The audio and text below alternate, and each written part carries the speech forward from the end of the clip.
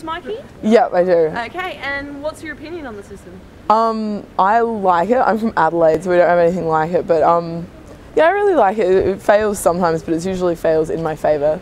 So unless I, you know, the only problem with it is it takes sometimes too long to use the EFTPOS machine, then you miss the train. That's the only trouble I've had with it, really. I honestly feel that the Met card was a lot easier to use because you don't have to remember to touch off every time you get off at a station, and also the way that you use a Myki on your trams and your trains is different, where on your trams you're supposed to only touch on and not touch off. I believe it's a good idea, but it's poorly executed, because if you look actually throughout the world, it's already in place in many other countries. So why did it take so long? Why is it so difficult when there's already a design system in place in other places that we could have just used? Well, I just don't like the whole politics of it. It's a ridiculous money sink for the government, and it's completely unnecessary. I hate it. It never works. My friend has one that has like $70 on it, and it doesn't let you touch on. So I have it yearly, and I will touch on in the morning, and doesn't have any money on it because it doesn't need it, and it still won't touch on, and then I have to explain, then I have to pull things out. It takes me like 20 minutes. It's interesting. I've had 4 Mykis since Christmas because I keep losing them with money on them. It's a little bit frustrating to have to go up and buy one every couple of weeks and then get funny looks from the people at the station. Well, it's okay, I suppose. The tickets are a lot cheaper, but the system itself is constantly failing. If the electricity blacks out, then the Myki system is screwed again. And also, if you lose a card and you have to get a new one, you have to pay an extra $7. So in a way, it's a waste of money and technology, but in the same token, it's all right. I like it. It's convenient. The only thing is it could be a bit more responsive.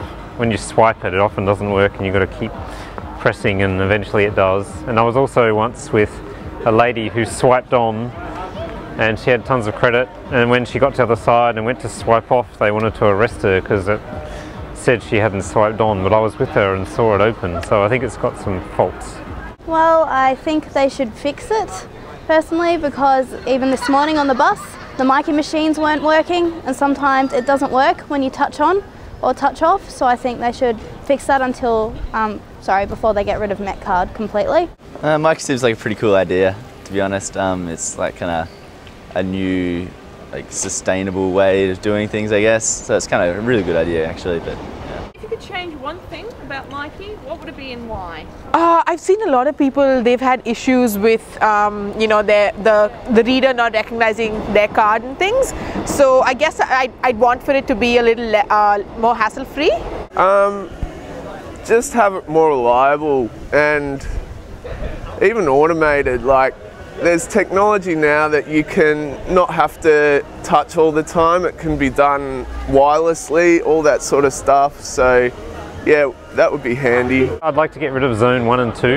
I live at the boundary of Zone 1 and 2, and to go 2 kilometres costs more than somebody going from Baldwin to Sunshine.